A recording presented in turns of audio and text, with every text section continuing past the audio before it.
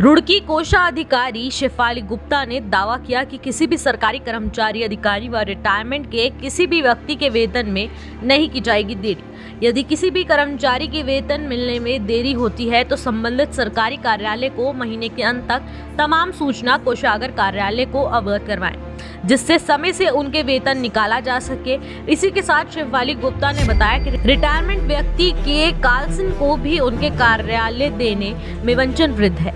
यदि वास्तव में किसी को कोई परेशानी होती है तो अवगत करवाएं। इसी के साथ शेफाली गुप्ता द्वारा स्वतंत्रता दिवस को लेकर सभी उत्तराखंड वासियों को बधाई का संदेश देते हुए शहीदों को नमन भी किया। नमस्कार, मैं शेफाली गुप्ता हूँ, कोषाधिकारी रुड़की के पद पर कार्यरत हूँ और आज ही के दिन पिछले साल मैंने यहाँ पे अपना पदभार ग्रहण किया था। मुझे वर्तमान में 1 साल हो गया है इस पद पे कार्य करते हुए।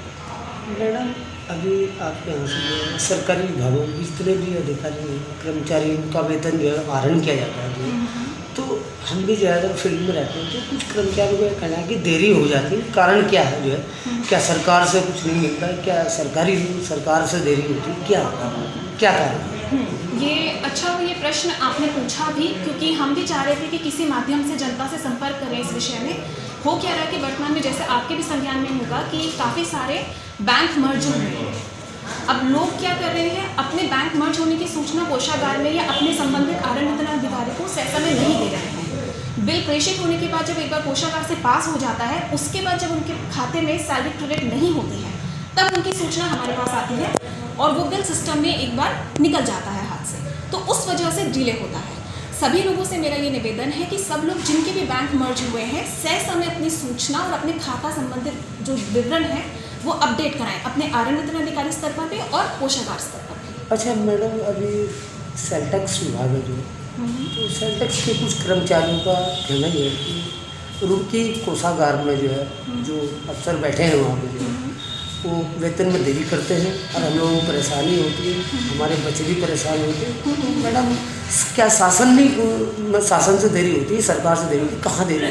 नहीं, कोषागार में जब भी बिल प्रेषित होता है उसके बाद एक पॉइंट ये भी होता है कि डिपार्टमेंट्स सिस्टम में पिछले मंथ का रिकन्सिलिएशन स्टेटमेंट अप्रूव नहीं करते हैं, जब तक पिछले महीने का सिस्टम में कुछ चेक्स लगे हुए हैं। कोषागार में जब भी कोई बिल प्रस्तुत होता है उसके 1 या 2 कार्य दिवस के भीतर उस पर कार्रवाई की जाती है। लेकिन सैलरी में अक्सर हम लोगों ने वीडियो का ग्रुप भी बनाया है, वहाँ पे भी हमें सूचना देते रहते हैं कि आप लोग सिस्टम में अपना रिकन्सिलिएशन स्टेटमेंट पिछले महीने का ज़रूर अप्रूव करें। वो अप्रूव जब तक आप नहीं करेंगे, कोषागार सिस्टम में बिल पास कर ही नहीं सकता है। ये सिस्टमिक चेक्स हैं जिनसे हम भी बाधित हैं। विभाग है, जो सरकारी विभाग है, उनके अधिकारियों को और उनके कर्मचारियों जो वहाँ तैनात हैं, उनको क्या नियम, उनको कैसे करना चाहिए? सिस्टम में उनको बता दिया गया है, यहाँ से डीलिंग भी उनको इन्फॉर्म करते रहते हैं कि आप लोग सिस्टम में अप्रूव करिए। ये बात मैं समझती हूँ। मैं समस्त रुड़की वासी और समस्त हमारे उत्तराखंड वासियों को अपनी तरफ से हाथ जोड़ के नमन करती हूँ और इस पर्व की बधाई देती हूँ। जैसे कि इस पर्व का हमारे नेशनल लेवल पे बहुत बड़ा सिग्निफिकेंस है, मैं चाहती हूँ कि हम लोग अपनी सोच के तौर पे भी उस चीज़ को इम्प्लीमेंट करें, अपनी सोच के तौर पे भी स्वतंत्र हों, विशाल डोमेन में सोचें और सभी लोगों के लिए हम कार्य करें। हम लोग यहाँ बैठे हैं आप ही लोगों के लिए हैं। आप लोग जब भी आएँ कोषागार में संपर्क करें, किसी भी विषय में आप लोग डायरेक्टली आके संपर्क कर सकते हैं। और आप सभी लोगों को इस पर्व की बहुत बहुत शुभकामनाएं, बहुत बहुत बधाई।